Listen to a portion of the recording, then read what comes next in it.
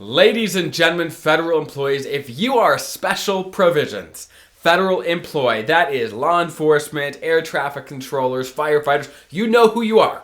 You know your pension is calculated differently. But as you keep working, there is a limit where you stop getting as much bang for your buck for working longer. We're going to dive into that today so you know how to maximize your benefits. Now, if you're a federal employee, definitely consider subscribing because this channel is all about you maximizing your federal benefits. So let's dive in.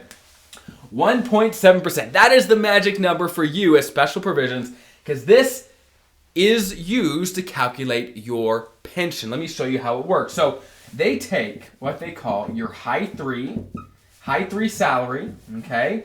They multiply that by years of service, okay, years of service, and they multiply that by your multiplier. In this case, 1.7%, okay? That's how it's all calculated. That's how your pension is calculated, okay? So if your high three, let's say, is 100 grand, you take that there. If you have, let's say, 20 years of service, perfect, you have there, and it's multiplied by 1.7%, okay? In this example, you get 34,000. Okay, 34,000.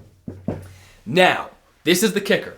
This 1.7%, you only get that, excuse me, for the first 20 years, okay? If you work beyond 20 years, let's say 21, 22, 26, whatever, anything beyond 20 years, for every additional year above 20, your multiplier is no longer 1.7, it is simply 1%, okay? So, in this example, again, high three, years of service, 1.7.